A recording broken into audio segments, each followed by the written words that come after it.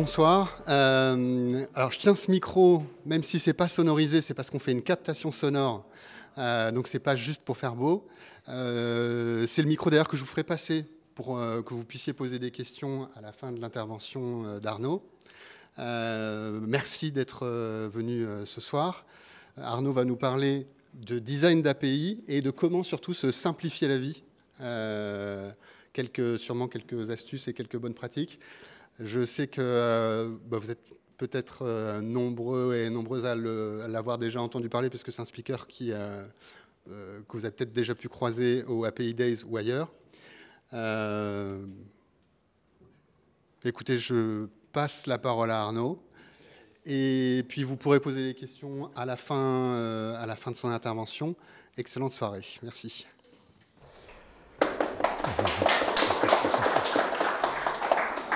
Bon. Bonsoir, merci d'être là, merci aux Front Guys et pas aux Five Guys que j'ai croisés en venant de m'avoir invité. Donc, comme l'a dit Adrien, je suis Arnaud Loret, j'ai un blog sur lequel je parle d'API qui s'appelle API on Demand et en ce moment, alors c'est tout frais de ce matin, j'ai changé d'intitulé de poste, je suis API Industries Researcher chez Postman. Donc je m'occupe d'analyser les standards de l'industrie et de voir ce qu'on peut en faire. J'ai passé beaucoup d'années dans le milieu financier, une vingtaine pour être précis, à travailler, à connecter des bouts de logiciels les uns avec les autres. Et puis c'est comme ça que j'ai découvert les API et que je suis devenu accro. Et ça fait une dizaine d'années maintenant que j'ai démarré mon blog, parler à des conférences. Et écrit un bouquin sur le design des API qui a été publié en 2018, je crois. Et je suis en train de travailler sur la seconde édition qui devrait être finie pour la fin de l'année, mais qui est déjà disponible en Early Access sur le site de Manning. Donc vous aurez les chapitres à peu près au rythme où je les écris, c'est-à-dire très lentement. C'est un travail de longue haleine. Mais bon, ça devrait être fini d'ici la fin de l'année. Alors, aujourd'hui, alors les slides sont en anglais, mais je vais parler en français. J'aimerais vous parler un peu du design d'API de manière générale et surtout comment on peut l'appréhender pour bien découvrir tous les différents aspects auxquels il faut penser. Et surtout, une fois qu'on a compris tous les aspects auxquels il fallait penser, on peut être un petit peu embarrassé par tout ça. Et comment simplifier la vie, surtout pour arriver à faire ce qu'on veut sans perdre de temps et sans devenir fou. Alors déjà, j'aimerais savoir à qui je parle. C'est quoi les profils qu'il y a ici? Des développeurs, des UX, des UI, des... On peut faire les développeurs lever la main. Ouais. Voilà. Ah, il y a des moitiés de mains de développeurs. Et il y a peut-être aussi des designers. Et peut-être des chefs de produits ou des PO, des product owners. Ouais. Ben voilà. On est tous là. Non mais voilà. Normalement, c'est les trois types de publics qui sont là ce soir. Donc, je vais parler de design d'API sans... Alors, il y a un slide, je crois, où il y a un bout d'API qui est montré, mais sinon, on ne va pas montrer d'API. Voilà. Ah, désolé. D'ailleurs, il faut que je démarre mon compteur, parce que sinon... Voilà. Je me mets un compteur temps, parce que sinon, on est encore là la semaine prochaine. Donc, pour designer des API, ou d'ailleurs designer quoi que ce soit, il faut d'abord comprendre quelle est la chose qu'on veut designer et c'est quoi le design. Parce que si on se loupe là-dessus, ça va mal partir. Et ça, c'est hyper important pour les API parce que comme c'est un sujet, notamment côté dev, j'ai eu beaucoup de gens qui étaient là, ah bah oui, le design d'API, je sais ce que c'est, et puis finalement, quand on se parle, ah mais on n'a pas la même compréhension du sujet. Et pareil quand on va parler des PO et compagnie. Donc le but du jeu, c'est de se mettre tous d'accord sur le sujet et d'avoir une overview de ce que c'est le design. Et ensuite, après, de découvrir ce que j'appelle les 4 couches du design et ce qu'elles veulent dire. Alors, tout d'abord, c'est quoi une API? quand je dis API, personnellement, je pense à une interface distante qui va permettre à un logiciel d'interagir avec un autre logiciel. Alors, on parle d'API web, donc souvent le web on le fait sauter. Mais aujourd'hui, voilà, quand on parle d'API, c'est ça. Et donc typiquement, j'ai une application mobile, SOCNet, donc un réseau social quelconque sur lequel je veux partager quelque chose, une image, un message. L'application mobile va appeler l'API qui est hébergée par un serveur et ensuite, quelqu'un d'autre qui utilise l'application va également déclencher un appel et récupérer les messages. Une API, voilà, donc le seul slide où vous verrez une API, c'est aussi et surtout une interface de programmation. Ce n'est pas que des petits dessins comme ça pour faire joli.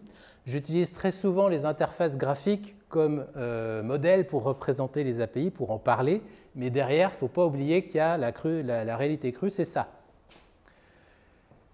Et quand on est designer d'API, en fonction du profil qu'on a, notamment si on n'est pas développeur de base, il ne faut pas l'oublier. Ensuite, une API, on dit souvent que c'est une interface vers une implémentation. Donc, si je fais un parallèle avec un restaurant, quand vous allez au restaurant, vous allez parler au serveur ou à la serveuse pour commander. Par exemple, je ne sais pas, une pizza ou n'importe quoi. Cette personne va partir, va aller demander en cuisine à ce qu'on prépare le plat, et puis va revenir avec le plat. Ce qui s'est passé en cuisine, on ne sait pas. Quelle recette a été utilisée, quels sont les ingrédients, est-ce qu'il y a une brigade, une personne, est-ce que c'est vraiment une cuisine ou est-ce que c'est juste un frigo et on met la pizza au micro-ondes et puis ça revient? On ne sait pas. Et des fois, c'est peut-être mieux de ne pas savoir d'ailleurs ce qu'il y a dans la cuisine. Les API, c'est comme le serveur, c'est une interface avec laquelle une application va pouvoir interagir pour dire « j'ai envie de faire quelque chose, fais-le pour moi » et ça va renvoyer le résultat.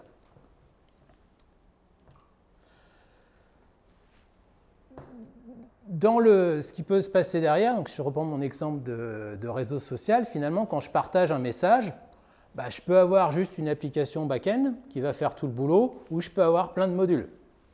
Et des modules qui vont communiquer entre eux au travers d'API. Et puis mon API, elle n'est pas utilisable que pour mon application mobile, elle est aussi utilisable par un site web, voire peut-être d'autres applications.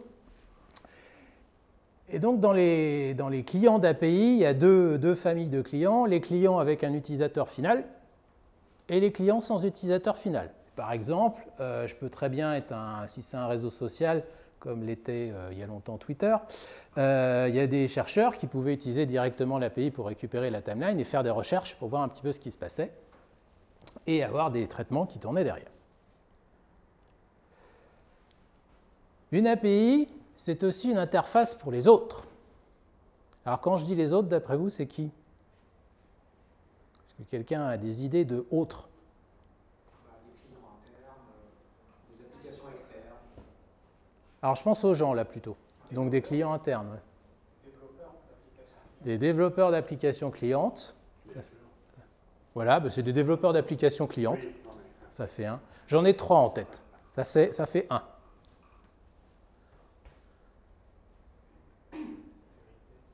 C'est encore des utilisateurs. Product owners qui veulent intégrer de nouvelles fonctionnalités. C'est pareil, c'est des développeurs. Ceci dit, oui, si. Alors ceux-là, je vais les ranger dans la case des décideurs, potentiellement. Ça fait 2. Troisième. Pour des services externes? Alors non, c'est aussi des développeurs qui créent des... Voilà. Les développeurs, ils créent des applications et souvent, dans les applications, il y a des utilisateurs finaux. Et puis surtout, il y en a, j'avais oublié un, il y a le futur, votre futur vous. Donc, une API, c'est une interface pour les autres. Donc, je suis créateur d'API, je vais peut-être la consommer moi-même aujourd'hui, puis je vais revenir dans 6 mois. Et dans 6 mois, si l'API n'est pas bien designée, ça va être compliqué. Il y a vos collègues, parce que généralement, on ne fait pas des API que pour soi. On peut avoir une équipe qui va développer le back, puis une équipe qui va développer le front, par exemple. On peut avoir des partenaires, des gens qui sont externes à l'organisation, qui vont utiliser API, et puis des gens qui sont complètement étrangers. On ne sait pas qui c'est, parce qu'ils peuvent venir s'enregistrer sur un portail, et ils vont juste mettre leur carte bancaire et salut, utiliser l'API. Quand on parle d'API, souvent on fait un raccourci en disant bah, une API, ça permet d'échanger des données. Alors oui, fondamentalement, ça permet d'échanger de la donnée, mais c'est une interface qui permet d'interagir à peu près avec n'importe quoi. Une lampe, genre les lampes Philips, on peut commander un taxi avec, on peut interagir avec des modèles IA, et puis oui, effectivement, on peut enregistrer de la donnée comme un fichier sur un bucket S3. Donc ce qui est important dans cette notion, c'est voilà, passer outre l'aspect, c'est juste de la donnée. On peut vraiment déclencher beaucoup de choses derrière. Et enfin, une API, c'est un produit qui va répondre à vos besoins ou aux besoins d'autres personnes. Et ces besoins, en fait, en tant que créateur de l'API, c'est peut-être des choses auxquelles on n'aurait pas pensé du tout dès le départ. Alors, un petit précis de vocabulaire, on parle souvent, vous avez peut-être entendu parler des API privées, des API publiques, des API internes, des API externes, et c'est toujours un petit peu mélangé. Sur la partie public, privé, là en fait on se positionne, on choisit le nom en fonction de qui consomme l'API. Si c'est des gens de la maison, ça va être de l'API privée. Si c'est des gens qui sont des partenaires, sélectionnés, triés sur le volet, on parlait d'API partenaire. Et si c'est n'importe qui, c'est une API publique. Alors n'importe qui acceptera les conditions générales et qui les respectera. Parfois, à la place de privé ou partenaire public, on peut avoir la notion d'interne et d'externe, dans le sens où c'est des gens en interne qui la consomment ou c'est des gens en externe. Le piège, c'est que parfois interne-externe est aussi utilisé pour la localisation, enfin, où est exposée l'API. Elle est exposée juste sur un réseau interne, pas accessible depuis l'Internet, ou sur Internet. Maintenant qu'on est d'accord sur ce que c'est une API, le design. Alors, déjà le design en tant que résultat, parce que le design c'est à la fois un résultat et le processus qui va mener au résultat. Donc en tant que résultat, pourquoi c'est important? Donc là c'est mon exemple favori que je traîne depuis des années. Le Kitchen Radar, alors qui avant était 3000, mais c'était un peu trop long alors je l'ai enlevé. Il y a un bouton là, mag, et en fait quand j'appuie dessus ça démarre, ça fait bleu. Ok. Donc bon, on va la faire court, hein, c'est un four à micro-ondes. Quand j'appuie sur le bouton là et que je tiens, ça démarre un composant qui s'appelle le magnétron. C'est un truc qui, quand il est soumis à un courant électrique, génère des micro-ondes qui, quand elles traversent de la matière de la matière organique, vont exciter les molécules d'eau et générer de la chaleur. Le truc, c'est que le magnétron, quand j'appuie là, il est à pleine puissance. Puis surtout, il ne faut pas que je lâche le bouton. Pour générer moins de puissance, si par exemple je décongelais, je vais maintenir le bouton pendant 13 secondes, puis je vais le relâcher pendant 13 secondes, puis je vais rappuyer, puis je vais relâcher, puis je vais rappuyer, puis je vais relâcher. Ce n'est pas super pratique. Ça, c'est un produit qui a été mal designé. Et on peut avoir des API qui peuvent avoir les mêmes problèmes. Donc cette API, cette interface, son problème, c'est que finalement, elle se contente d'exposer la complexité interne, le fait qu'à l'intérieur, il y a un magnétron, sans masquer le fait que oui, mais si on veut moduler la puissance, il faudrait pouvoir l'allumer, l'éteindre correctement. Du côté des API, qu'est-ce qui se passe si on ne s'intéresse pas au design et qu'on fait un truc façon le Kitchen Radar avec son bouton là? Est-ce que vous avez des expériences là-dessus ou des avis? Ne soyez pas timide, je ne vais pas être tout seul à parler ce soir. Moi, j'en ai connu des API où, effectivement, elles étaient très compliquées à utiliser. Ouais. Et si l'API est compliquée à utiliser, le code qu'il utilise, le backend et le front-end, va très vite devenir compliqué aussi. Ouais. Et du coup, si tu avais le choix, tu aurais fait quoi? Alors, si j'avais le choix, peut-être utiliser une autre API ou redesigner l'API. Voilà. Mais surtout, si tu avais le choix, tu ne l'aurais pas utilisé. Et des fois, on n'a pas le choix. Et donc, on retombe dans les errements de ça va conduire à du code qui va être compliqué à écrire, donc il va prendre du temps, on va poser plein de questions. Là, du coup, en tant que fournisseur d'API, là, il y a des gens qui venaient voir, je ne comprends pas comment ça marche, explique-moi pourquoi ça ne marche pas, comme ci, comme ça. Alors, qu'est-ce qui peut se passer? Plein de choses. Donc, effectivement, ceux qui ont le choix, ils ne vont pas utiliser l'API. Il va falloir un niveau d'expertise extrêmement important, finalement, qui nécessite de savoir ce qui se passe en cuisine souvent, pour pouvoir la faire marcher. Un corollaire souvent oublié, c'est qu'un mauvais design d'API va conduire à une expérience de l'utilisateur final qui peut être désastreuse. Parce que parfois, dans le front, on ne va pas réussir à masquer la misère. On peut avoir des développements qui vont être longs et complexes. Alors, qui vont être longs et complexes pour les gens qui consomment l'API, mais à la fin pour les gens qui la produisent. On peut mettre les systèmes sous-jacents à risque. Parce que si on design mal son API, on va peut-être exposer les fonctionnalités d'une certaine manière qui permettront aux consommateurs, soit par inadvertance, soit on parlait des hackers tout à l'heure, de pouvoir faire des choses qu'ils n'auraient pas dû faire. On peut même avoir des problématiques de coût d'infrastructure. Parce qu'aujourd'hui, quand on héberge chez les cloud providers comme Amazon, Google ou compagnie, ça coûte le moindre appel, ça coûte le moindre octet qui sort.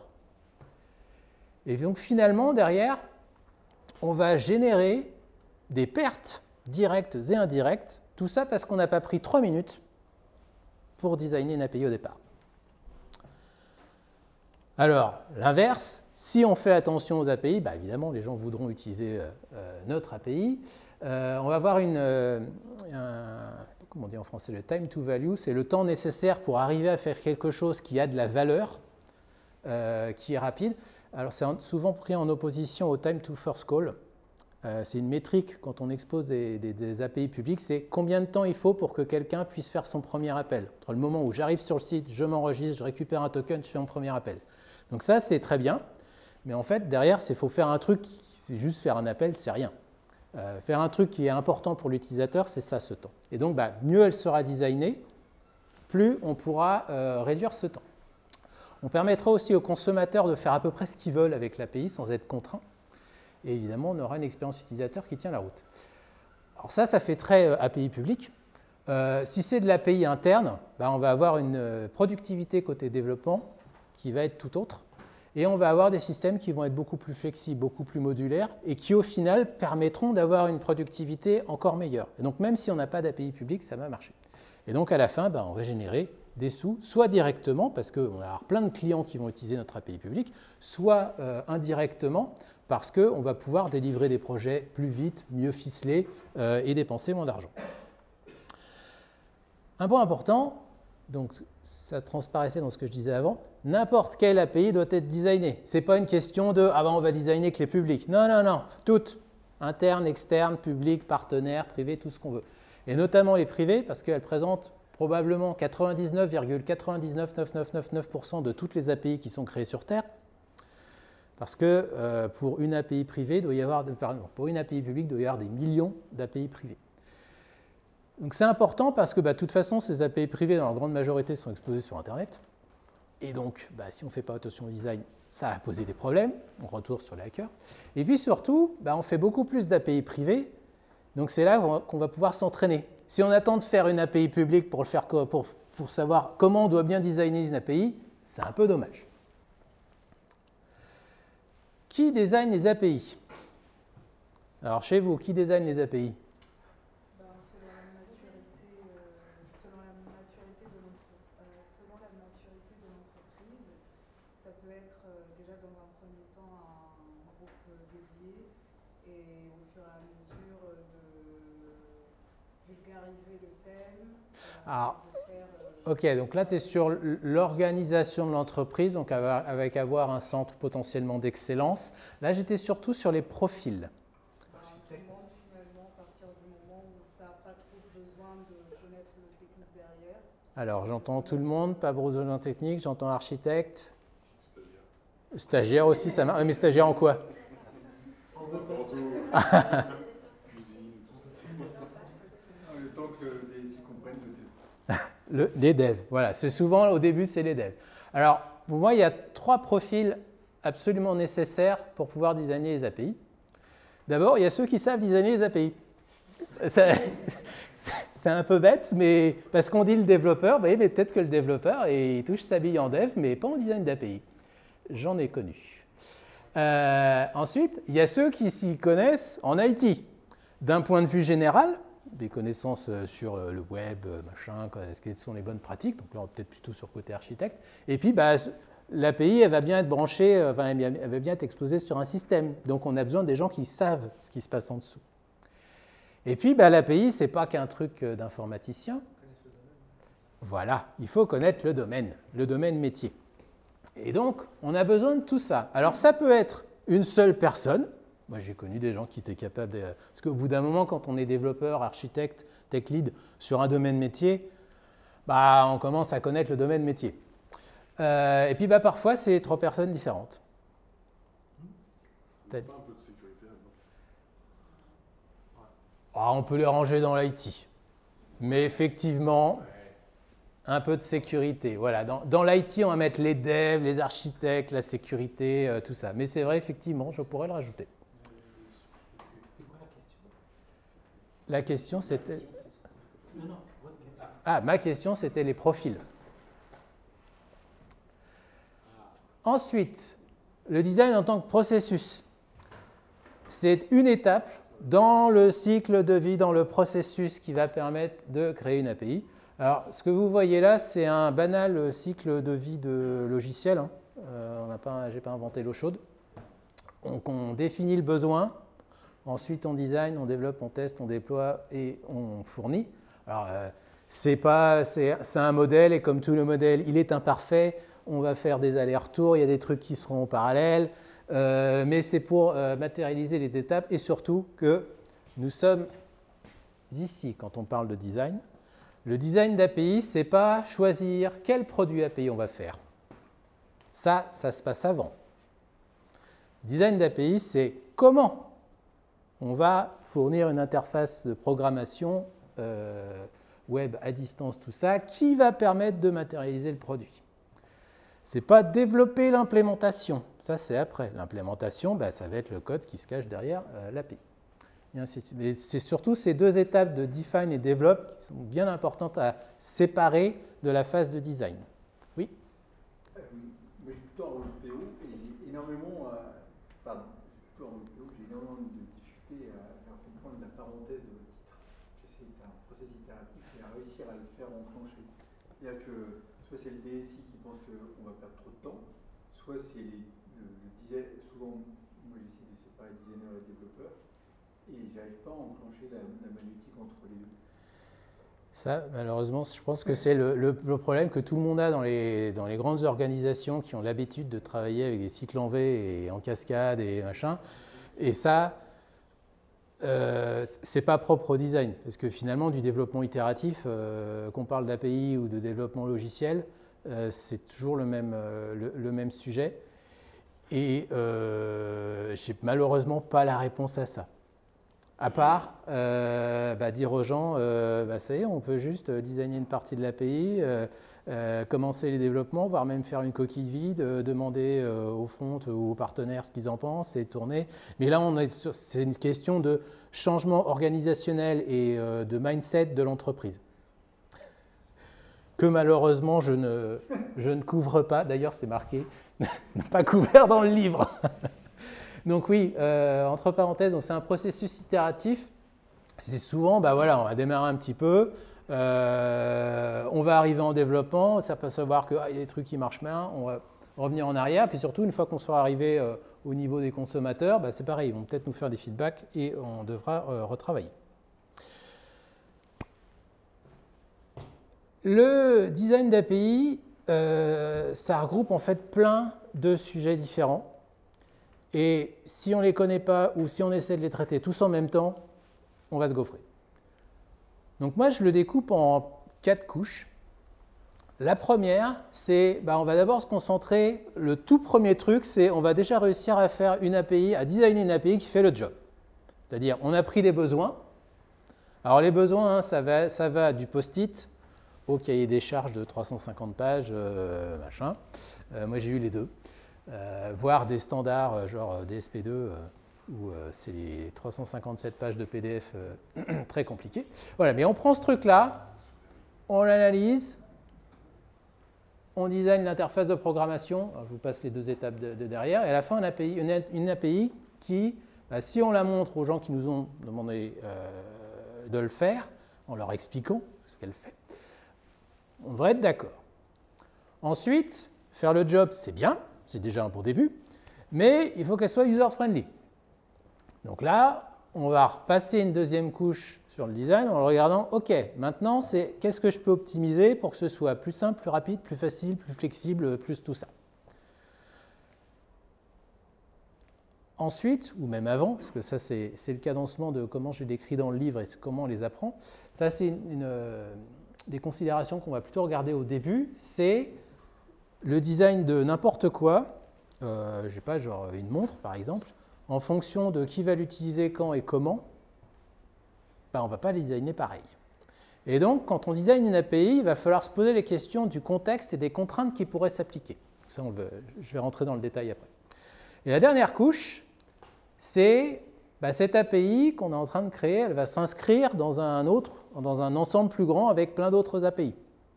Et donc, il va falloir s'assurer que cette API, elle ne dénote pas dans le paysage, qu'elle ne soit pas complètement différente, parce que sinon, ça va être compliqué d'utiliser tout ce petit monde. Alors, avec l'expérience, notamment sur les deux, sur ces parties-là et cette partie-là, on arrive à tout faire d'un coup. Puis c'est une petite API, c'est rodé, on y arrive bien. Mais c'est bien important de se poser la question sur ces quatre couches pour regarder son design d'API et le processus qui va avec. Alors, maintenant qu'on sait ce que c'est qu'une API et qu'on a une vague idée de ce que ça veut dire la designer, on va regarder les quatre couches un peu plus en détail. Donc d'abord, l'API qui fait le job. Donc le truc qui est super important, c'est une API, c'est une interface de programmation. Ça, je l'ai dit tout à l'heure. Mais la première chose à faire, c'est pas se ruer sur est-ce que je fais un get slash bidule ou un post slash machin, ou est-ce que je fais une mutation qui s'appelle Toto en GraphQL et je ne sais pas quoi d'autre.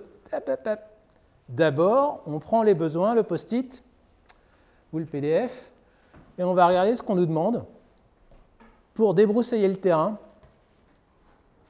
et identifier les capacités, ce que l'API va permettre de faire.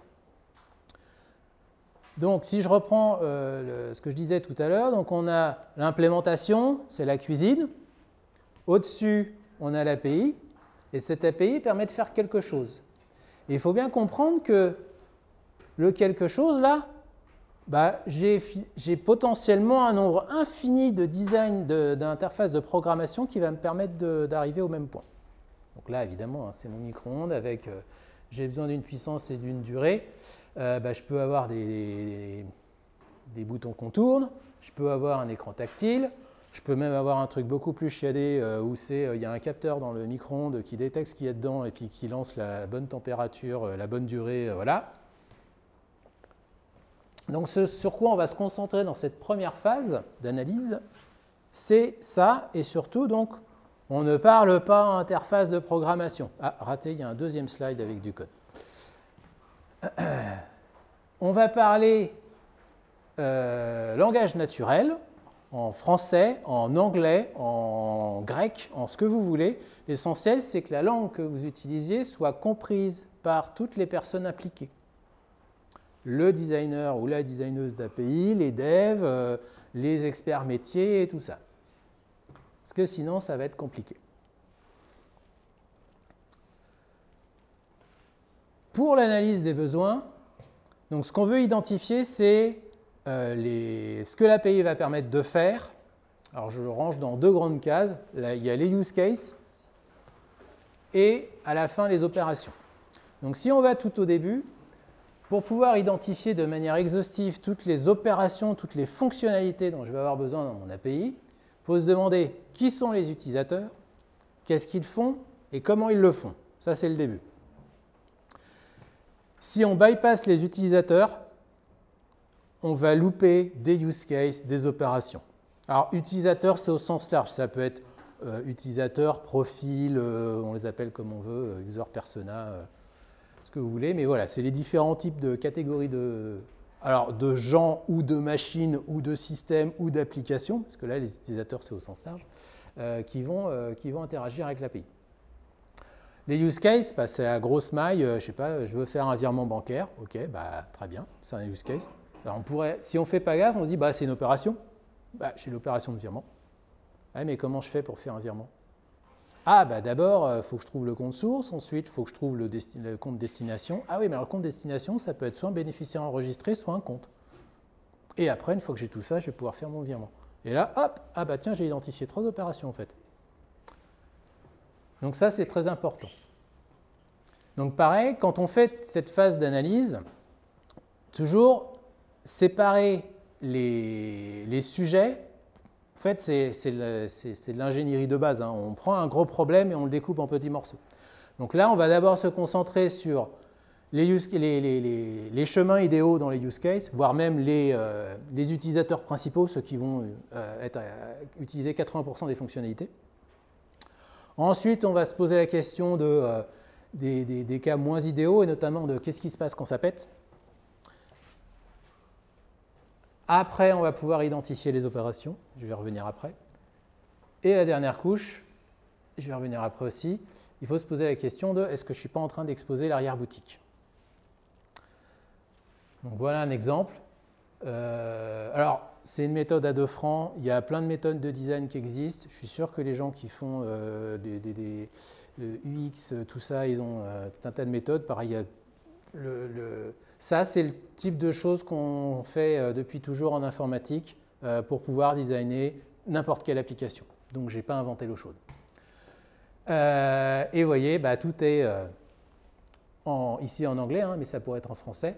Un point important ici, c'est qu'on n'a pas on ne se pose pas la question des données fines. On dit juste, par exemple, donc ça c'est un truc, une API pour acheter des produits. Ben, on va parler du catalogue, on va parler des produits. Qu'est-ce qu'il y a dans un produit? À ce stade, on s'en fiche. Donc le point important, les écueils qu'il peut y avoir ici, c'est surtout, il ne faut pas se concentrer que sur les happy paths. Hein, il faut regarder les cas d'erreur. Pourquoi? Parce qu'avec les cas d'erreur, et notamment en se posant la question de 1. Quels sont les problèmes qu'il peut y avoir? 2. Comment je peux les réparer? Comment je peux éviter qu'ils arrivent? On va pouvoir découvrir des nouvelles étapes dans nos use cases. Et de là, après, des nouvelles opérations auxquelles on n'aurait pas pensé au départ. Ensuite, un point très important, je parlais au départ de différencier les use cases des opérations dans l'API. C'est vrai aussi pour les différentes étapes qu'on va avoir à l'intérieur de nos use cases. Une étape qu'on va identifier dans un parcours n'est pas forcément égale à une opération. Enfin, c'est même d'ailleurs plusieurs étapes. J'ai un exemple derrière. Là, par exemple, j'ai 2 use cases. Un utilisateur final qui va acheter des produits et un administrateur qui va remplir le catalogue. Et à différents endroits de ces 2 parcours, donc chacun a des étapes bien différentes. Notamment, il y en a un, c'est je recherche les produits que je vais acheter, et l'autre, c'est je regarde s'il y a des produits similaires aux produits que je vais ajouter dans mon catalogue. Et à la fin, quand on réfléchit, on discute, on se dit, finalement, ces 2 steps, c'est la même opération, c'est la recherche de produits. C'est juste les filtres qui vont changer. Donc ça, c'est important, parce que si on ne fait pas ça, on va se retrouver avec une API avec plein d'opérations ultra spécifiques. Et une API, ça doit ouvrir des opérations qui sont versatiles, c'est-à-dire elles sont agnostiques du contexte dans lequel elles vont s'exécuter, et du coup réutilisables de plein de manières différentes. Si je fais une opération spécifique, je cherche les produits à acheter, tout de suite je la verrouille sur, je pourrais l'utiliser que dans le cas où j'achète des produits. Un point important et qui arrive dès cette phase, il ne faut pas exposer la boutique interne ou la complexité. Tout à l'heure, on parlait des hackers, tout ça. Là, par exemple, c'est je veux modifier l'adresse d'un utilisateur. Si j'expose la boutique interne, je vais dire d'abord, je vais, et comme j'ai une connaissance de ce qui se passe en dessous, je vais dire d'abord, je vais récupérer la liste des adresses du client. Je sais que dedans, il y en a une active. Je vais prendre cette adresse-là, je vais la passer en inactive, et après, je vais ajouter une autre adresse. Qu'est-ce qui pourrait mal se passer? Déjà, pendant un moment, il n'a plus d'adresse. Et puis surtout, je pourrais très bien zapper l'étape de je passe l'active en inactive, et je pourrais me retrouver avec 2 adresses actives. Donc en fait, je vais pourrir le système d'information qu'il y a sous l'API parce qu'il j'ai délégué la logique métier à un intervenant externe. Ouais, mais on le connaît. C'est Bob, il code l'application mobile. Il est gentil, Bob. Bah oui, Bob, il est gentil. Mais David, le hacker, bah, il va regarder ce qu'a fait l'application mobile. Puis il va dire, ah bah tiens, c'est marrant là. Il y a des appels, machin, si j'enlève celui-là, il se passe quoi? Hacking 101. Et ça, c'est des vrais trucs qui me sont arrivés. Alors heureusement, ça n'a pas prêté à conséquence, parce qu'on s'en est aperçu suffisamment tôt. Mais voilà, parce que souvent, alors c'était à une époque où on est passé des applications web qui servaient directement du HTML à des applications avec un front JavaScript qui appelait les API. Bon, on a pris le code bourrin qu'il y avait dans le truc JSP, JSF, machin, et on a dit on fait une API avec toute la logique métier gérée par JavaScript. Et là, ça pique.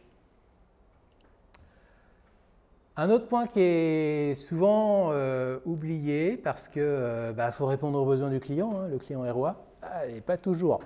Donc il faut surtout dans une API, pour qu'elle soit réutilisable, il ne faut pas qu'elle soit trop spécifique d'un consommateur donné qui a un besoin particulier. Donc là par exemple, je fais une API qui permet d'acheter des produits avec le catalogue, le checkout et tout ça. C'est un consommateur qui débarque en disant « Ah, ce serait cool si tu pouvais ajouter les infos de la météo du jour sur l'adresse du client. » Ouais, parce que moi j'ai besoin de pouvoir, je ne sais pas, lui montrer la météo et qu'il ait envie, il se rend compte qu'il ne fait pas beau et du coup il va avoir envie d'acheter un bonnet, une écharpe. Présenter comme ça, pas top. Par contre, se dire « Ah mais attends, si par contre je te rajoute des filtres sur ça c'est les vêtements d'hiver, c'est les vêtements quand il fait chaud, pour que tu puisses filtrer les produits en fonction de la saison ou du temps, c'est peut-être mieux là. » Et ça reste dans mon domaine métier j'ai un catalogue de produits. Donc tout n'est pas jeté dans les idées farfelues des gens qui viennent vous voir. Faut parfois creuser un petit peu. Ensuite, il faut être gentil avec les utilisateurs. Donc les utilisateurs, on en a parlé tout à l'heure, je crois. Ou c'était les développeurs, mais voilà. Les utilisateurs avec qui on doit être gentil, il y a ceux qui prennent la décision d'utiliser l'API. Ça peut être des devs, ça peut être des chefs de projet, peu importe. Et puis surtout, les premiers utilisateurs à qui on doit faire plaisir, ce sont les développeurs qui vont coder les API, les applications, et les utilisateurs qui peuvent se cacher derrière. Alors, je vais accélérer un petit peu parce que je parle. Donc, qu'est-ce qui va faire qu'une API va être pas sympa avec ses utilisateurs? On en a parlé tout à l'heure, ça va être qu'elle va être difficile à comprendre, qu'elle va requérir de l'expertise. Ça ne va pas être très clair ce qu'on peut faire avec, parce que je sais pas, le vocabulaire va être un espèce de dialecte interne à l'entreprise et qui ne parle pas aux gens. Elle va être compliquée à utiliser, notamment beaucoup de process de transformation de données d'un appel à l'autre, parce qu'on reçoit des données trop brutes, notamment. La gestion des erreurs aussi peut être assez pénible. 400 bad request, il y a une erreur dans votre requête. C'est bien gentil, mais c'est quoi l'erreur? Parce que si on ne me le dit pas, moi je ne vais pas pouvoir corriger. Puis du coup, moi j'ai un utilisateur final. Avant d'en arriver là, l'étape numéro 1, c'est qu'il n'y a pas de doc. Ah oui, là je parle juste du design. Mais effectivement, la doc... alors la doc peut être un cache-misère parfois sur les designs pourris, mais effectivement. Ensuite, on a des API dont le design va contraindre le design de l'interface utilisateur. Et ça, c'est très embêtant parce que quand on veut optimiser son funnel de conversion, qu'on se dit « Ah ouais, non, alors attends, là on était en 5 étapes, il faut qu'on passe en 4, qu'on interversisse tel truc, tel machin, il faut recoder toute l'API. » Ah, c'est ballot parce qu'il fallait le faire pour hier.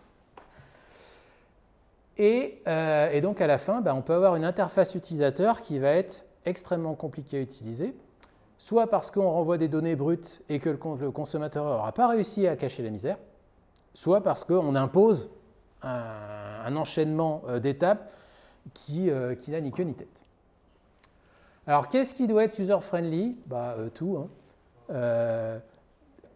Le premier truc, c'est dès l'analyse des besoins, se poser la question, quand on discute avec notamment les experts métiers, de Mais un bidule, c'est un machin, ou un machin, c'est un bidule, ou c'est la même chose, ou et comment? Parce que lui, il me dit ça, elle me dit ça, voilà. Et puis surtout, les gens dans le vaste monde à l'extérieur, ils disent A ou B, en fait, qu'ils utilisent le même vocabulaire que vous. Comment on fait pour simplifier? Ensuite, c'est toutes les données. Et les données, ce n'est pas que les données envoyées-reçues, hein, ça va être les erreurs, ça va être, pour ceux qui connaissent HTTP, les passes de ressources, ça va être les noms, les typages, tout ça. Les opérations, avec notamment la gestion des erreurs, l'enchaînement des flots d'opérations et l'API dans son ensemble. Si à la fin, on a une API qui a 200, 300 opérations et qui s'appelle API, j'ai vu ça, c'est un peu compliqué de se projeter en se disant qu'est-ce que je peux faire avec et comment je vais retrouver mes petits là-dedans. Donc pour arriver à créer quelque chose de user-friendly, pour faire court, alors le premier point, c'est si on se concentre sur les besoins et le métier, souvent déjà ça aide. Ça permet d'arriver à quelque chose qui tient la route. Ensuite, alors dit comme ça avec un mot, c'est évident, il faut que ce soit simple. Voilà, c'est pour ça que j'écris un bouquin, c'est plus long. Mais la simplicité, ça va être quand on regarde l'API, on la comprend au premier coup d'œil. Donc le vocabulaire qui est utilisé, les typages de données vont faire que je vois quelque chose, je sais ce que c'est, je peux l'utiliser. Ensuite, la clarté, ça va être comment j'organise les choses. Si j'ai un gros modèle de données et je mets tout à plat, rangé par ordre alphabétique, bonjour l'angoisse pour comprendre que, en fait, c'est une personne avec ses comptes et ses adresses et machin et tout ça, on va difficilement retrouver ces petits. Ensuite, il faut aider les gens. Ce que j'expliquais tout à l'heure, par exemple sur la gestion d'erreurs, on ne va pas juste dire il y a une erreur, on va dire c'est telle information qui manque, les valeurs possibles, c'est titi, toto et tata. Et, il y en a deux, la cohérence et l'interopérabilité. La cohérence, c'est je ne sais pas, si vous utilisez des produits Apple, ils se ressemblent tous. Ils partagent tous une identité commune. Les interfaces graphiques se ressemblent. Si on utilise un téléphone Android, toutes les applications vont se ressembler, vont utiliser les mêmes patterns, à peu près. L'interopérabilité, c'est un petit peu la même chose. C'est l'idée de se dire je vais m'arranger pour que les gens aient le moins de data processing à faire. Par exemple, je veux représenter un compte bancaire. J'ai 3 possibilités. 1, un identifiant interne de base de données. 2, le numéro de compte qui apparaît sur mon relevé bancaire, à peu près sur 8 caractères. 3, un IBAN. Lequel est le plus interopérable? L'IBAN. L'IBAN, parce que c'est un format standard que toutes les banques et tous les logiciels bancaires vont comprendre. Le numéro de compte bancaire, c'est un peu léger. Il est interopérable, mais localement. C'est-à-dire qu'il va permettre d'identifier un compte à l'intérieur de la banque. L'IBAN, il va permettre d'identifier un compte n'importe où de manière unique. Et alors, l'identifiant interne, là, par contre, c'est très compliqué. Donc le but du jeu, ça va être de choisir les bonnes données pour que finalement elles soient connues du plus grand nombre possible. Si vous n'utilisez pas de standard, parce qu'il n'y en a pas, c'est pas grave. L'essentiel, c'est à minimum d'être interopérable à l'intérieur de votre organisation. Souvent, par exemple, on va dire, voilà, on a un identifiant client qui permet d'identifier un client dans tous les systèmes. C'est pas un standard, oui, mais localement, c'en est un. Donc ça permet de rendre toutes vos API interopérables. Oui. Je vois quand même là dans ce sujet-là, je vois quand même une difficulté, c'est ça pose beaucoup la question de où on se trouve nous-mêmes. Oui. C'est-à-dire là je vois par exemple simplement le simplicité, clarté, il va être très dépendant des profils d'utilisateurs qu'on a aussi autour de nous. On a distingué 3 profils tout à l'heure, les développeurs, les décideurs, les utilisateurs finaux. C'est pas la même chose pour tous, ce qui est simple et ce qui est clair. Et l'interopérabilité, c'est pareil, c'est-à-dire en fait, l'interopérabilité, elle est énormément liée au contexte où on se trouve, dans le sens où si je suis en train de faire une API interne pour la banque dans laquelle je travaille et que finalement toute ma destination, elle communique avec les comptes, le compte interne, il n'y a pas d'intérêt à utiliser l'IBAN dans ce cas-là. Ah, eh bien si, parce que il faut se poser la question, justement. Si j'ai la possibilité d'utiliser un truc plus standard, peut-être qu'il faudrait que j'utilise parce que demain, mon API, peut-être qu'elle ne sera pas interne. Après, c'est peut-être se dire, non, on n'en a pas besoin pour l'instant. Et rien n'empêche de dire demain, bah vous savez quoi, là, quand on récupère un compte, on peut passer au choix le numéro de compte ou l'IBAN. Est-ce que du coup, ça complexifie pas le sujet pour les gens qui communiquent autour de ce projet-là, qui communiquent tous avec le compte bah, après, parfois, il faut aussi casser les habitudes parce que, moi je me souviens, j'ai travaillé dans une boîte où c'était l'identifiant client, c'était le login. C'était un numéro sur 7 chiffres et c'était le login. Alors on a fait, on va peut-être arrêter les conneries et passer à autre chose. Donc c'est se poser la question de qu'est-ce qui va être le plus simple pour tout le monde? Parce que si on dit, ah, bah aujourd'hui, vous savez quoi, on passe tous à l'IBAN. Ah, bah oui, mais il faut que tout le monde se mette à jour, ça va être compliqué et tout ça. Donc, c'est toujours une question de, il faut peser le pour et le contre. Et bah, parfois, si on dit, bah non, aujourd'hui, en interne, on se cause tous avec le numéro de compte, bah, on va utiliser le numéro de compte. Par contre, rien n'empêche de dire, quand c'est nécessaire, ah, bah aussi, on comprend l'IBAN. Et ça permet ensuite de pouvoir à chacun de faire évoluer ses API pour aller vers l'IBAN plutôt que le numéro de compte qui, en fonction des cas, ça peut être bien comme ça peut ne pas être bien. Si je reprends mon exemple de virement, le compte source, c'est forcément un compte interne. Le compte destination, bah, c'est peut-être un compte interne, mais c'est peut-être aussi un compte externe. Et là, du coup, utiliser l'IBAN, ça fait sens. Donc quand même, bien souvent, plus on va aller vers le standard, mieux c'est. Mais parfois, ça nécessite de faire, bah, ah oui, bah, moi, l'IBAN, je ne l'ai pas, donc il faut que je le calcule. Ou, bon, ça va, l'IBAN, ça se calcule, mais des fois, ce n'est pas toujours le cas. Donc ça va me faire, bah, je vais avoir du processing à faire pour pouvoir bosser. Et du coup, si tout le monde le fait, ah bah oui, mais ça fait plus 2 jours de dev, plus 3 jours de dev, plus 4 jours de dev, hein, chez tout le monde, c'est compliqué. Donc ouais, non, pour les trucs internes, on va autoriser les deux, entre guillemets. Mais c'est toujours une question de balance. Il y a le design, il n'y a jamais de silver bullet. Enfin, parfois il y en a, elle est évidente. Mais parfois, c'est bah, si je fais ça, j'ai ça qui va m'embêter. Et si je fais ça, j'ai ci qui va m'embêter. Et donc après, c'est la réponse de Normand que je vais faire. Ça dépend. Ça dépend, ça dépasse. Ensuite, le contexte. Alors, je ne vais pas tout faire parce que je suis déjà over the time. Les choses auxquelles ils font penser, on en parlait tout à l'heure, hein. La sécurité, c'est l'un des premiers trucs qui va vous embêter sur le design, notamment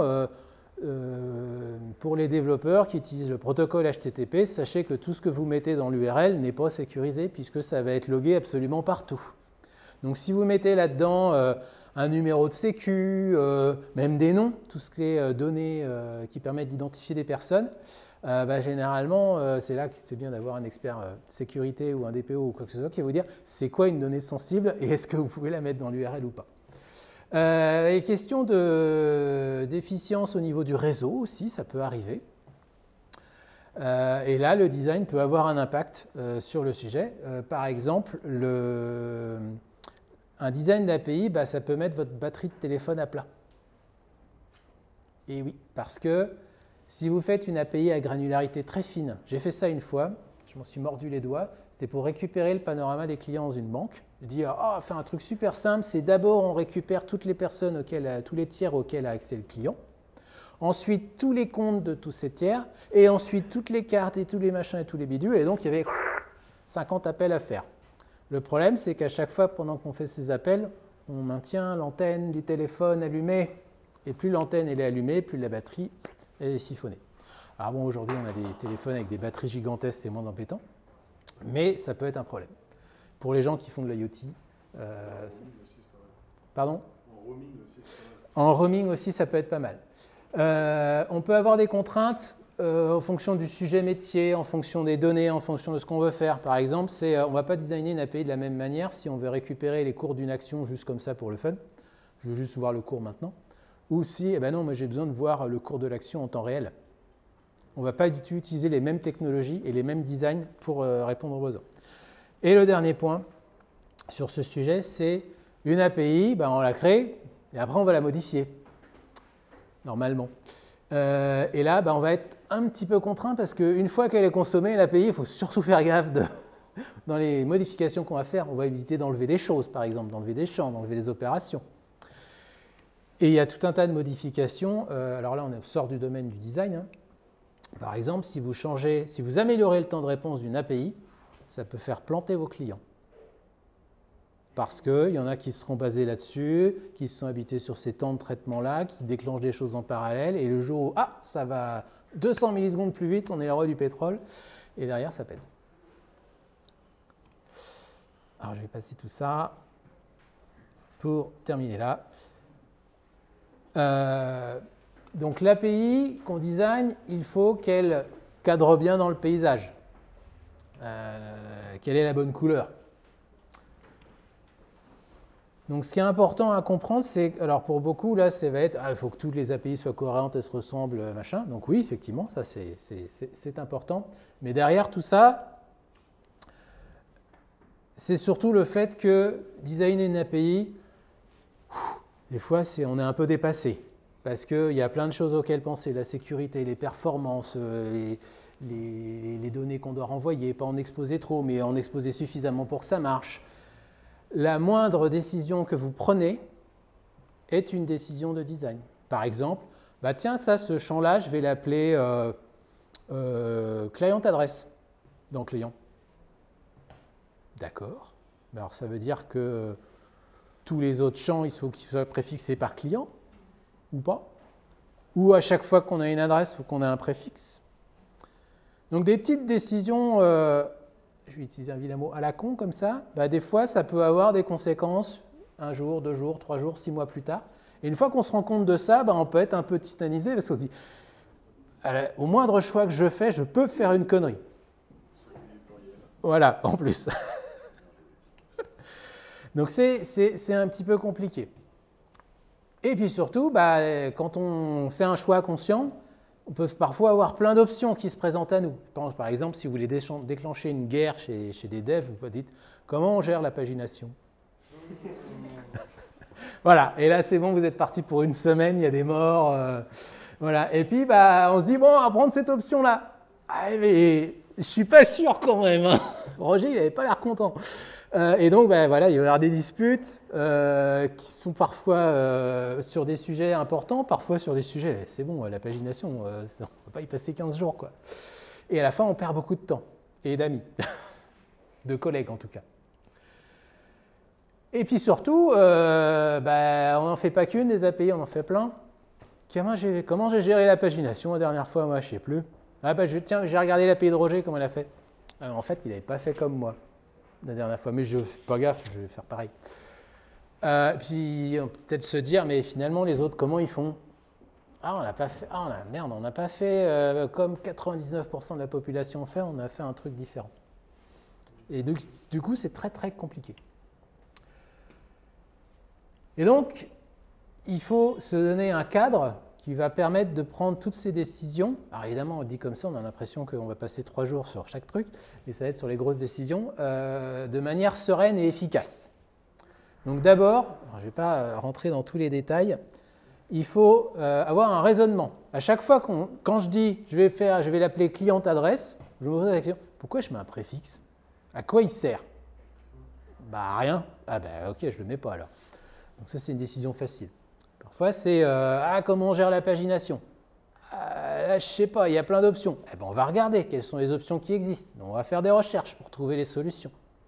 Peut-être comment ils font chez GitHub, comment ils font chez Stripe, Twilio. Tiens, mais du coup, on utilise des frameworks de dev. Je ne sais pas, on fait du Java, on utilise du Spring, Spring Boot. Par défaut, ça marche comment? Comme ça. Ah ben, on va faire ça en fait. Puis on ne va pas se prendre la tête. Parce que bon, la pagination, tout le monde s'en fiche. Et derrière, une fois qu'on a pris cette décision, bah, il faut l'écrire. Alors déjà, il faut noter les recherches qu'on a faites, la décision qu'on a prise, pourquoi, avantages, inconvénients. Alors ça, quand je dis ça, ça peut allumer une petite lumière chez certains. Ça s'appelle un Architecture Decision Record ou ADR. Ça permet de tracer ce genre de décision. Alors moi, perso, dans un ADR, je ne mets pas juste le problème, la solution, je mets aussi toutes les recherches que j'ai faites avec toutes les options. Comme ça, je me garde ça sous le coude. Par contre, ça, ce n'est pas de la doc pour les gens qui vont faire du design d'API. Non, il faut résumer ça dans des guidelines de design où on va dire, voilà comment on gère la pagination.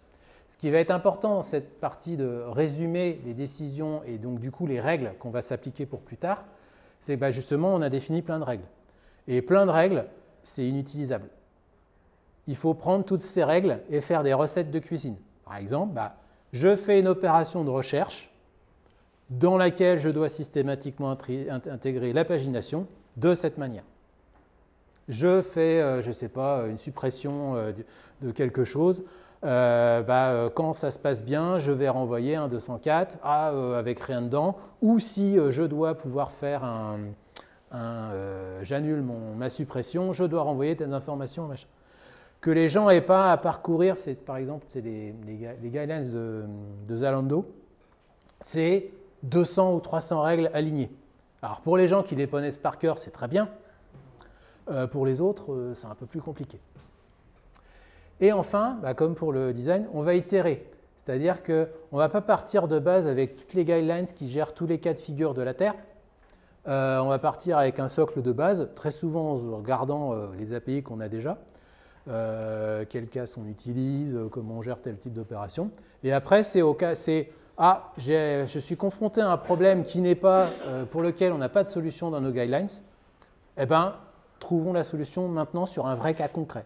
Si on essaie de trouver des solutions pour des problèmes qu'on n'a pas eu encore, parfois ça ne va pas marcher. Parce que même si c'est une solution que tout le monde utilise et tout, ouais, mais chez nous, implémenter, c'est l'enfer. Et du coup, ça ne marche pas. Donc c'est pour ça qu'il vaut mieux attendre d'être confronté au problème pour trouver la solution.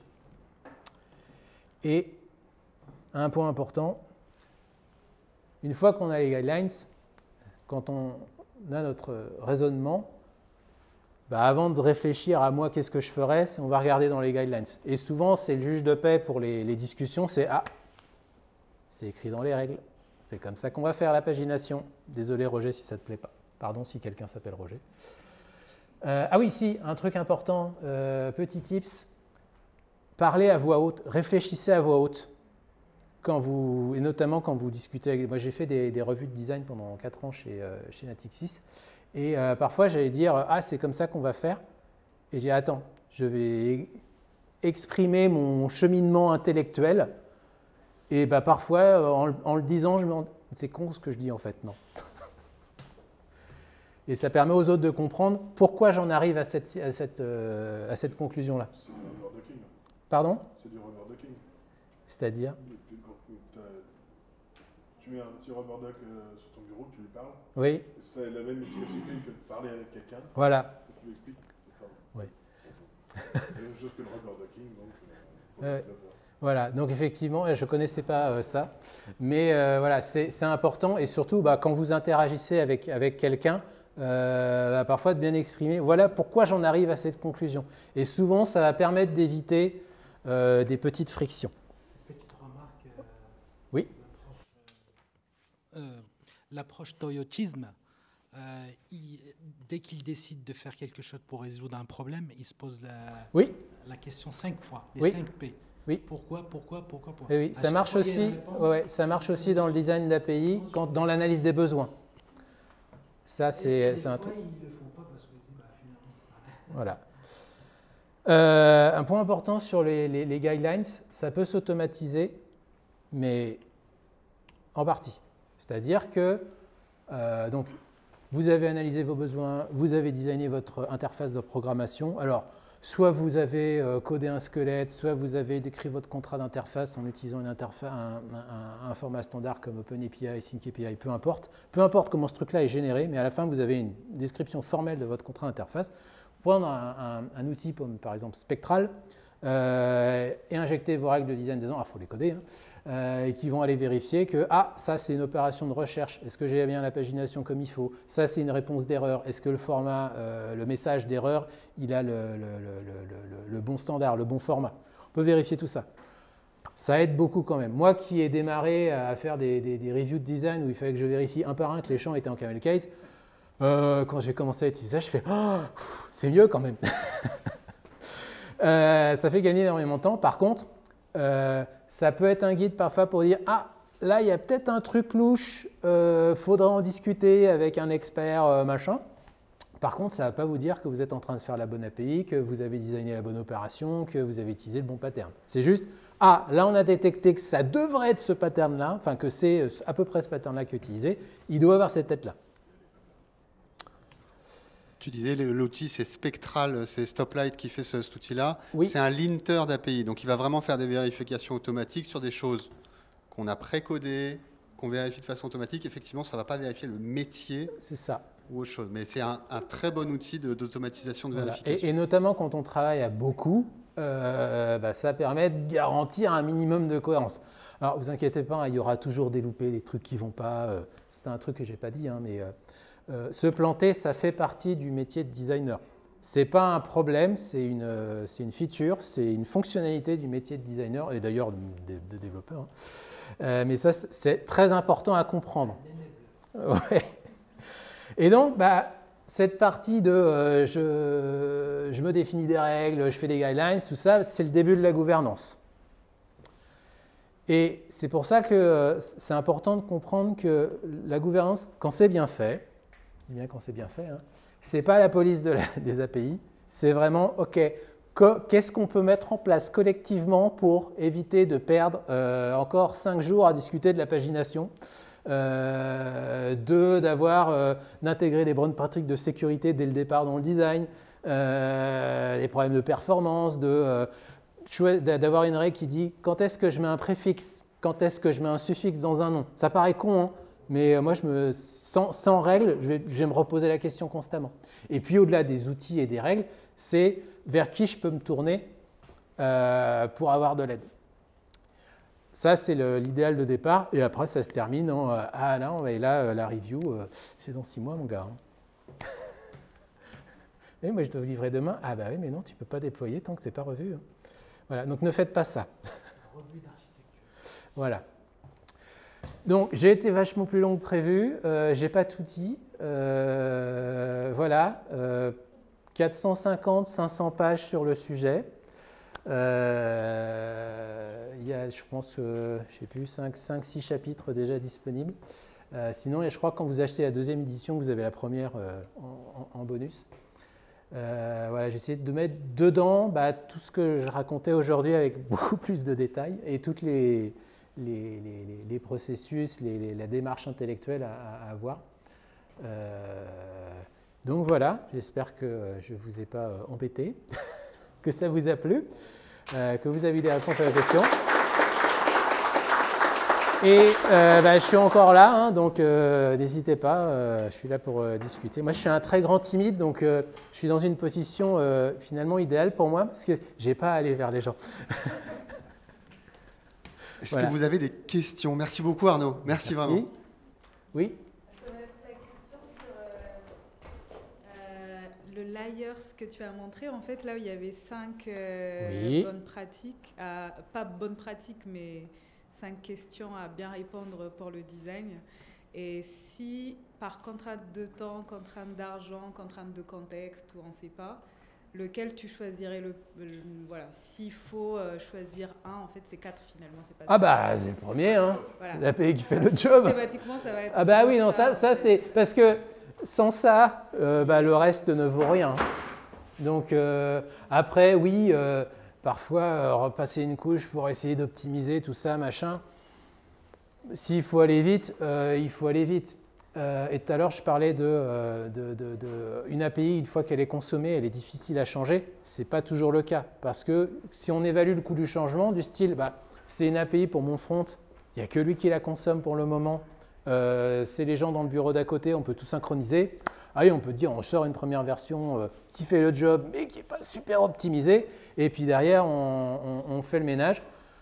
Alors après ou pas, on sait que le temporaire a toujours tendance à durer, mais ça peut être le deal, oui. À quel moment est-ce qu'on commence à concevoir les tests?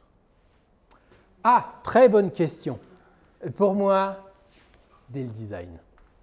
Et d'ailleurs, en fait, ça va dans cette partie-là de documentation de l'API, parce que souvent, ce qui sort de cette phase, ça va être le contrat d'interface. Alors attention, le contrat d'interface sous la forme d'un fichier OpenAPI ou Async API ou assimilé. Le problème de ces contrats d'interface, c'est qu'ils ne font que vous donner une vue partielle de l'API. C'est-à-dire qu'ils vont décrire les opérations, mais pas forcément comment on va les utiliser, pas forcément comment elles vont réagir. Et puis ces formats OpenAPI et Async API ne permettent parfois de pas tout décrire parce qu'ils ne sont pas prévus comme ça. Voilà, on peut gratter un peu en utilisant les descriptions, tout ça, machin, mais ça peut être compliqué. Et pour pouvoir bien implémenter une API telle qu'elle a été définie au départ, c'est mieux d'avoir une idée de OK, je fais appeler l'opération A, puis ensuite l'opération B, donc qu'est-ce qu'il y a comme échange d'informations entre les deux, et puis à la fin, tiens, en ce moment, je suis en train de bosser sur les API d'un standard qui s'appelle Camara dans les telcos. Il y a une API qui permet de créer des sessions de communication optimisées entre un téléphone mobile, donc ça c'est sur la 5G, entre un téléphone mobile et un serveur. Par exemple, vous avez une application de jeu, vous voulez offrir une expérience top du top à vos utilisateurs, vous pouvez utiliser ça. Dans le contrat d'interface, on dit, voilà, il y a la date de démarrage de la session, la durée et la date de fin. Dans le contrat d'interface, on dit juste la date de démarrage de la session et la date de fin, c'est des timestamps Unix. Ça, je ne suis pas fan, mais ça, à la rigueur, ça se discute. Et la durée, c'est une durée en secondes. Donc, c'est tout ce qu'on dit dans le contrat d'interface. Le test à faire, ce sera de s'assurer que la date de fin, c'est égal à la date de départ plus la durée. Et ça, ce n'est pas décrit dans le contrat. Ou c'est décrit, voilà.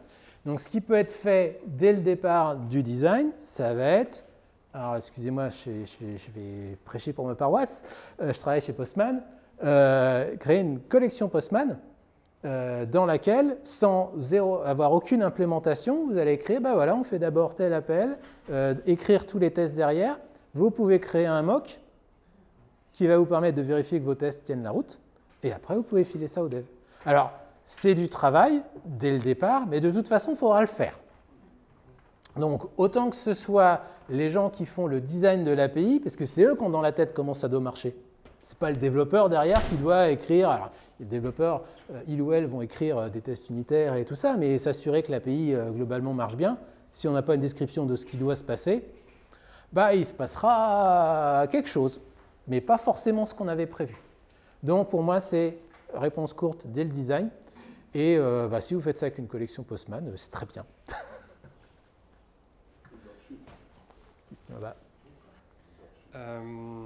Aussi.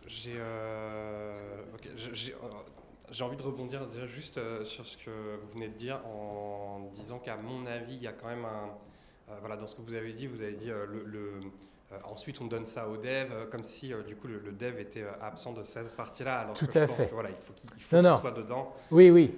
Après, voilà, c'est parfois l'appli, elle va être développée par une équipe intégrale de développeurs. On ne va pas avoir des sessions de design avec toute l'équipe. Donc, mais il y aura. Donc, c'est pour ça que je disais qu'il y a les trois profils. Hein. Les gens qui connaissent le design, les gens qui connaissent la partie IT. Et donc, c'est important que les trois profils soient là. Mais c'est important aussi de fournir des artefacts complets pour que les gens qui n'étaient pas là pendant la discussion puissent développer. Et puis aussi pour les intégrer à ce travail-là, parce voilà. que si les gens ils se sentent dépossédés de tous leurs choix possibles en tant que développeurs aussi, hein.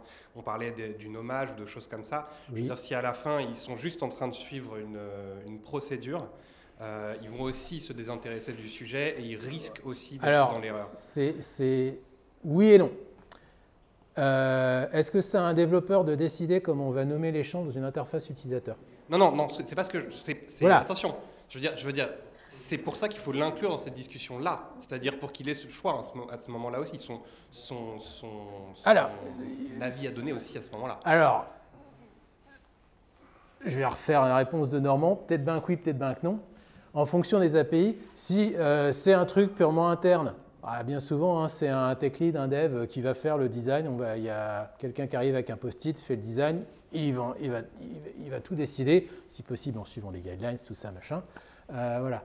Si on est sur une API publique, partenaire, là, on n'est pas sur la même histoire. Et désolé, mais boulot de dev, c'est tu as un cahier des charges, tu fais les devs, quoi. Après, même une fois que le contrat d'interface est défini, il y a quand même énormément de latitude à s'éclater sur alors comment je vais faire en dessous pour répondre en 24 nanosecondes, définir une architecture qui va bien. Je prends tout ça dans son ensemble, c'est-à-dire qu'on en a parlé aussi, c'est-à-dire dans le design, on a aussi mis les opérations et comment est-ce qu'on les enfin, quelles opérations permettaient de répondre. Là où le développeur qui connaît le système sous-jacent aura un intérêt, ça va être qu'il va dire « Ah, vous êtes gentil là, mais l'acte de gestion, je sais pas, souscription là, aujourd'hui, il faut 24 secondes pour l'exécuter. Parce que les systèmes, ils sont comme ci, comme ça, machin, et bidule, parce qu'on génère le PDF avec un vieux tromblon, machin. Donc votre appel synchrone, là, ça n'a pas marché. Donc c'est pour ça que dans les discussions de design, doit y avoir quelqu'un avec un profil qui sait ce qui se passe en dessous. Ce n'est pas toute l'équipe de dev qui veut participer, parce qu'ils ont d'autres chats à fouetter, et puis je pense qu'il y en a, ça ne les intéresse pas. Voilà. Mais il y aura cette sensibilité. C'est important d'avoir cette sensibilité développeur qui connaît la boutique interne pendant la phase de design pour arriver à quelque chose qui tient la route. Et parfois, les développeurs auront leur mot à dire sur la tête du contrat d'interface, et parfois non. Et il faudra apprendre à vivre avec, parce que c'est, oui, mais là, c'est l'API publique, on va faire les choses différemment, parce qu'on a besoin de le faire. Après, rien n'empêche les développeurs de dire, nous, on va monter en compétence pour être en capacité de le faire nous-mêmes. C'est aussi le deal. Mais parfois, voilà, il n'y aura pas, comme je disais, hein, sur l'interface utilisateur, ce n'est pas le développeur qui décide, même s'il a son mot à dire. Oui. Moi, j'avais une question par rapport au deploy, parce que quelque part, tu peux avoir bien designé les choses, et puis il y a un gars tout au bout, il va mettre une API gateway, et puis il va remettre de la règle là-dedans. Du throttling, du limiting, et d'autres choses. Ça, à la rigueur, comment tu fais pour être sûr qu'au moment du design, et les clients potentiels qui, eux, ont une idée de ce qu'ils peuvent faire, ils se retrouvent à appeler, je sais pas, 1000 fois l'API, et puis... Alors, j'ai deux mots pour ça, API, gouvernance. Le truc, c'est, là j'ai parlé de la gouvernance, ce qui était très centrocentrique sur le design, mais ce qui est important, c'est que la gouvernance API, elle va s'appliquer sur tout le cycle. Et donc, c'est-à-dire, tout à l'heure on parlait des gens de la sécu, il faut les intégrer dès le départ. Les gens qui gèrent la gateway, il faut qu'ils soient intégrés dès le départ aussi, ou qu'on sache, de toute façon, mettre en place du throttling et du limiting, ça devrait être du standard. Et donc finalement, dès le départ, dans le contrat d'interface, c'est peut-être un truc dans le contrat d'interface stricto sensu qui décrit le métier de l'API, on ne va pas le mettre. Par contre, il sera rajouté automatiquement quand on va déployer sur la gateway et la documentation sera à jour, ce qui fait que les gens qui regarderont la documentation de l'API une fois qu'elle est déployée, ils verront le truc complet où on leur explique chez la société Tartemuche, nos API, on fait du throttling, du machin, du limiting, et finalement, quelle que soit l'API, ça marche pareil. Pareil pour la sécurité. Qu'on appelle l'API X ou l'API Y, on utilise des flows hautes, je ne sais pas quoi, ou IDC, ou peu importe, et on fait tout de la même manière. Donc ça, c'est des trucs qui peuvent être centralisés. Là où c'est important, ça va être quelle est la tronche de l'erreur quand j'ai atteint mon quota. Il faudrait qu'elle ait la même tête que les autres erreurs. Parce que moi, les cas que j'ai vus, c'est une cellule de gouvernance qui se casse la nénette à définir un modèle d'erreur, machin et tout. Puis à la fin, c'est erreur 429. Tu as atteint ton quota et la réponse, c'est juste ça ne marche pas. Voilà, une chaîne de caractères et donc le consommateur, il va se prendre ça et il s'attend à avoir un objet de JSON avec certains champs et tout, il les a pas et paf. Voilà, donc c'est pour ça que la gouvernance, elle doit bien être sur toute la chaîne et sur tous les aspects, que ce soit le design, l'implémentation. Par exemple, ça va être, je veux mettre en place une fonctionnalité d'upload de fichiers au travers de mon API. Ce n'est pas moi tout seul qui vais décider comment ça se fait, parce que ça, c'est le genre de truc, à l'échelle d'une entreprise, tout le monde va en avoir besoin. Et tout le monde va avoir besoin de « Ah, bah, il faut uploader le fichier à tel endroit, il faut qu'il soit passé au virus scan, machin, ensuite il va être accessible. » Et ça, c'est fait une fois pour toutes. Voilà. Et c'est pareil, ce truc-là, il va y avoir des API autour.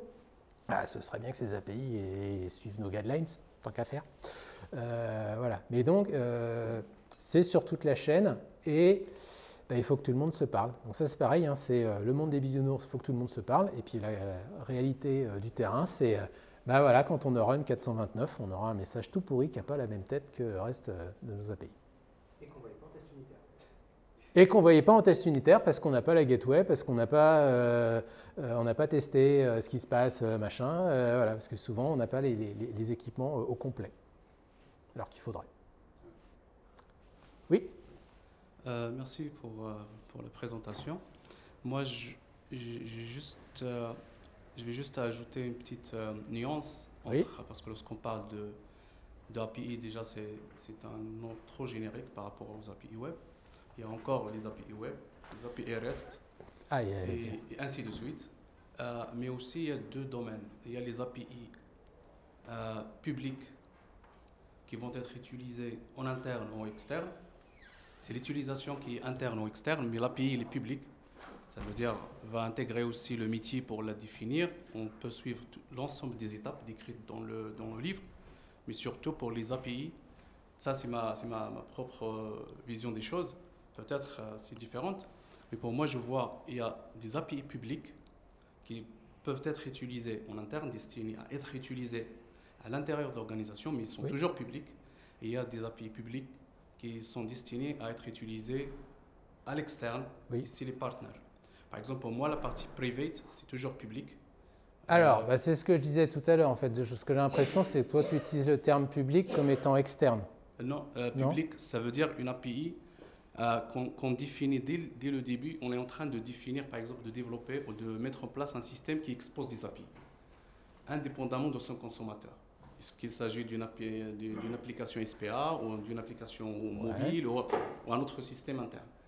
Et il y a la deuxième catégorie, c'est à laquelle je pense le métier ne devrait pas participer.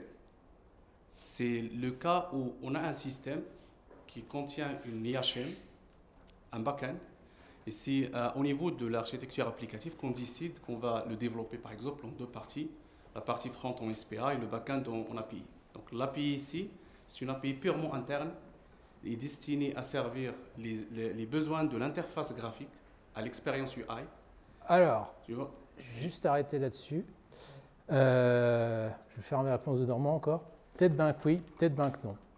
Parce que si dans une organisation, à chaque fois qu'il y a une UI, on dit derrière il y a une API spécifique, les coûts de développement sont incommensurables, le maintien de l'architecture est très compliqué. Je ne dis pas qu'il ne faut pas le faire. Je dis juste qu'il faut se poser la question, mais là, ce n'est pas le métier qui va le dire. C'est une réflexion d'architecture d'entreprise, les tech leads, en fonction de l'organisation dans laquelle on est, qui vont dire « Ouais, là, on va faire ce qu'on appelle un BFF, un back-end for front-end, parce que d'habitude, on fait les API REST, machin. Là, on a envie d'avoir un back-end for front-end en GraphQL, parce que ça va être plus facile, plus je ne sais pas quoi. Il peut y avoir très bonnes raisons. On va faire comme ça. » Par contre, il est très important de se poser la question des API métiers, mais au sens, on parlait de domaine métier, pas les gens des métiers, le business, tout ça, les domaines métiers. C'est très important d'avoir des API qui vont représenter ces domaines métiers parce que c'est sur elles qu'on va pouvoir capitaliser et avoir notamment deux fronts qui vont utiliser la même API au lieu de redévelopper sempiternellement des back-end for front-end. Donc ça, c'est un point très important. Si vous êtes dans la dynamique, j'ai un front, j'y colle un back derrière spécifique, peut-être que oui, peut-être que non. Reposez-vous la question de finalement le domaine métier que je suis en train d'adresser avec cette application. Est-ce que c'est un truc qui est aujourd'hui complètement vierge, qui n'a pas d'API? Ça peut être pas mal de dire je vais faire une API orientée métier qui va répondre aux besoins de mon front, qui va me permettre de faire ce que je veux. Et qui demain pourra être utilisé pour autre chose. Tandis que si on fait front, back, front, back, front, back, front, back, ça va être un peu plus compliqué à gérer dans le long terme et à l'échelle. D'accord. Pardon? Sauf si les deux sont bien découpés par domaine proprement. Oui, tout à fait. Est-ce qu'il existe aujourd'hui, quelque part, une liste des design patterns applicables à la conception d'API, enfin au design d'API Alors, il y a eu des cookbooks qui ont été écrits il y a quelques années. Alors, je parle pour les API REST. Je ne sais pas s'il y en a aujourd'hui sur les API GraphQL. Ils datent. Alors, je crois qu'il y a un bouquin qui est sorti il n'y a pas longtemps chez Manning, qui est aussi, pareil, je prêche ma paroisse, mais qui doit contenir des design patterns. Je pourrais retrouver le nom. Mais il n'y en a pas 50. Hein. Ces bouquins comme ça, j'ai dû en voir un il y a très longtemps chez Aurélie, et là, un récemment chez Manning. Je vais rebondir sur juste une remarque. Moi, je ne suis pas dev, je ne suis pas tech lead, je ne suis pas architecte, moi je viens du métier. Ouais. Et je travaille avec la squad team tech. Et c'est vrai qu'il faut intégrer la tech dès le départ, même s'ils ne sont pas impliqués, au moins des fois ils sont... Enfin, tu vois, ils se disent mais pourquoi je suis là? Mais il faut pouvoir déceler dès le départ des contraintes techniques qui seront à anticiper au fur et à mesure. C'est pour cela inviter un lead architecte ou un architecte qui est capable de dire... Et ce qui est très important dans cette démarche, donc on retourne sur la dimension, il faut intégrer les devs et tout ça, c'est d'intégrer les bonnes personnes qui n'en veulent. C'est-à-dire, parce que parfois, il y a des devs, et c'est normal, ils ont juste envie d'être dans leur coin et de coder, et c'est très bon des développeurs, et ils n'ont pas envie de parler à des gens. Et ils n'ont pas envie de se prendre la tête sur « Ah, mais attends là, et voilà. Donc, c'est important dans les organisations, surtout qui ne se sont pas engagés dans la démarche API, de voir dans les équipes de développement qui sont les gens qui sont appétents à ce genre de trucs. Parfois qui démarrent avec un niveau 0, ils en ont fait, ils ont un vernis, mais ce n'est pas des experts, ce n'est pas grave. S'ils ont envie, il faut les prendre parce que généralement ils vont poser les bonnes questions et pouvoir avancer. Et après, c'est aussi essayer de faire comprendre aux équipes de dev qui seraient un peu à freiner des cas de fer que de toute façon, ce sera toujours mieux pour eux à la fin parce qu'ils seront engagés dans les discussions. Et puis parfois, pour certains, c'est aujourd'hui, des bons designers, des très bons designers d'API, même des gens juste qui sont intéressés par ça, finalement, il n'y en a pas beaucoup. Alors que c'est un skill, c'est une compétence, quand on l'a et quand on se débrouille bien, c'est très très puissant parce qu'en plus déjà, quand on commence à se poser les questions sur le design d'API, on va parfois se reposer des questions sur le développement. Je me souviens une fois, j'avais fait une formation sur le design d'API à des collègues, notamment des tech leads, des architectes et des devs. Et il y a un dev qui est venu me voir après qui m'a dit « Tu sais, depuis que j'ai appris à designer les API avec toi, je repense la façon dont je code. Parce que je me pose des questions que je ne me posais pas avant. » Parce que finalement, on parle de design d'API, mais quand on va designer une librairie avec des fonctions et tout ça, on en revient au même point. Et quand on écrit du code, il y a des gens qui vont passer derrière, qui vont le lire, comment on s'arrange pour que les gens qui passent derrière, ils arrivent à se débrouiller.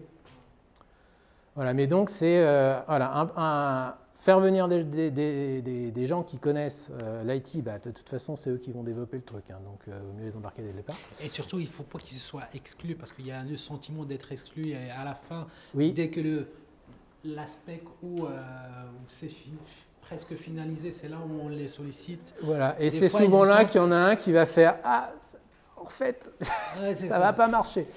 Et des fois, c'est c'est l'humain et l'interaction avant les process. Et c'est pour ça que je rebondis sur un truc qu'on a dit tout à l'heure sur les centres d'expertise.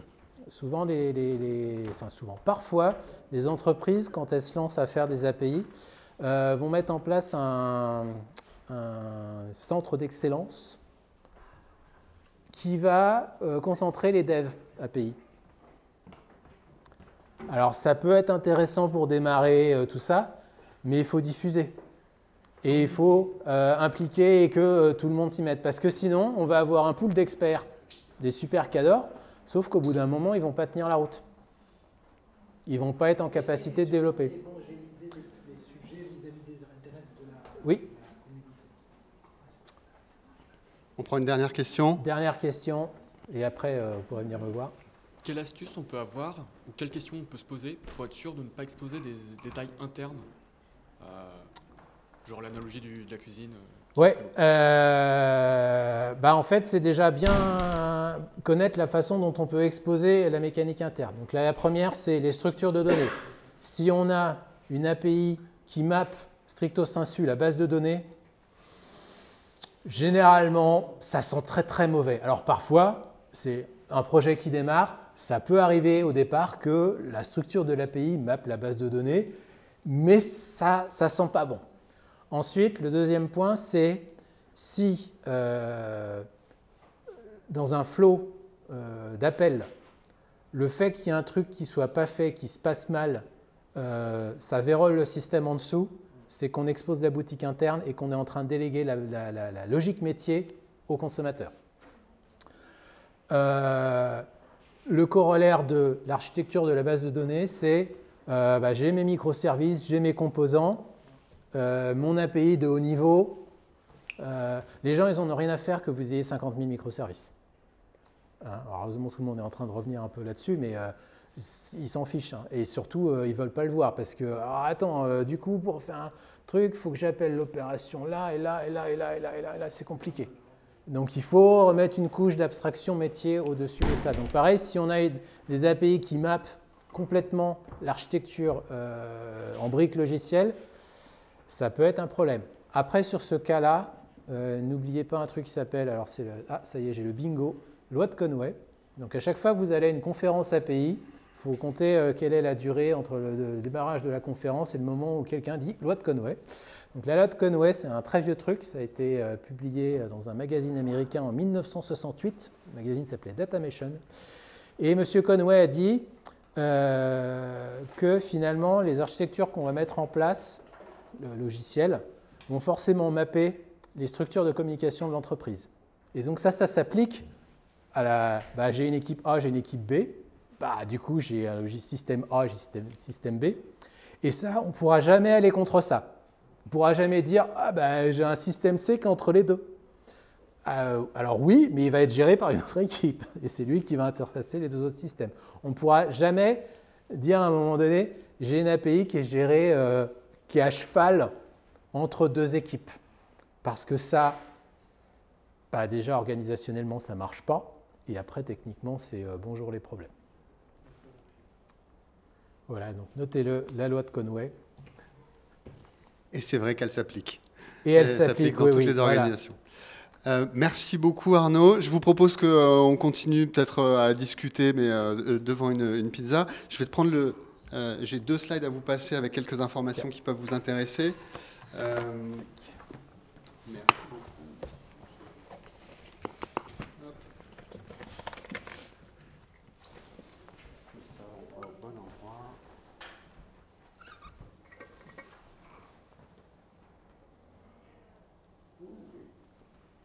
Ça va trop vite.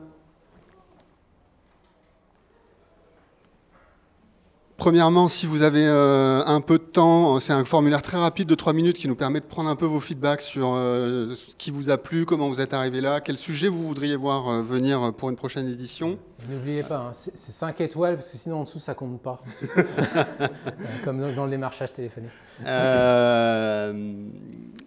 Il y a le prochain meet-up, ce sera le 14 mai, sur un sujet beaucoup plus design, où on recevra Token Studio et France TV, notamment France TV qui nous parlera de comment ils ont mis en place les tokens les design tokens. J'ai une question de Béotien, c'est quoi un design token? Un design token, alors vraiment, je vais le vulgariser. C'est une décision design qui s'exprime dans une variable. D'accord. Et c'est quelque chose qu'on connaît tous côté designer, côté développeur, mais qui commence à être une pratique qui permet de partager des décisions design vers les développeurs en nommant des couleurs, des typos, etc. C'est aussi simple que ça. France TV nous parlera de comment ils ont amélioré leur web, mobile, télé embarquée, donc comment ils les ont déployés un peu partout. Il y a aussi des podcasts avec beaucoup de témoignages et surtout des échecs et du syndrome de l'imposteur, comment il a été dépassé. Donc je trouve la façon d'approcher ça très intéressante, avec plein de témoignages de gens très intéressants. Et le tout dernier qui pourrait vous intéresser, je l'ai partagé vraiment au dernier moment, parce que pendant que tu parlais, je me suis dit, dans le premier livre d'Arnaud, il a fait un... Bon, déjà, on va manger des pizzas, j'avais oublié celle-là. Dans le premier livre d'Arnaud, mais il sera aussi dans la seconde édition, il y a un petit canevas qui vous permet de faire un atelier pour designer les API. C'était dans un des slides où vous aviez les use cases, les users, les steps, tout ça. Il est très détaillé dans le bouquin, il est vraiment intéressant. Dans la première édition, il s'appelle le API Goals Canvas, et je l'ai renommé API Capabilities Canvas, mais c'est le même. Et ce canevas, moi, pour l'avoir utilisé, il est vraiment très très utile. Vous pouvez lâcher les PC, vous prenez un papier, un crayon, et vous pouvez le faire à plusieurs, ou le faire d'ailleurs pour commencer à designer une API. Je l'ai transformé en un FigJam. Donc si jamais vous voulez le tester, la version FigJam, elle est bien pour le faire à plusieurs en équipe, pour mettre plusieurs, on va dire, design d'API les uns à côté des autres. Plusieurs RubberDuck. On peut, alors, le RubberDuck, ça marche toujours. Quand on n'est pas sûr de soi, on raconte à son canard et à un moment donné, on s'aperçoit des conneries qu'on était en train de faire. C'est le principe du RubberDucking. Mais ça marche aussi très bien en allant embêter ses collègues. Donc faites-le en allant embêter vos collègues, c'est aussi bien. Des fois, ils ont des bonnes réponses, plus que les canards. On n'en a pas tous. Voilà, merci beaucoup et bon appétit. Merci Arnaud. Merci.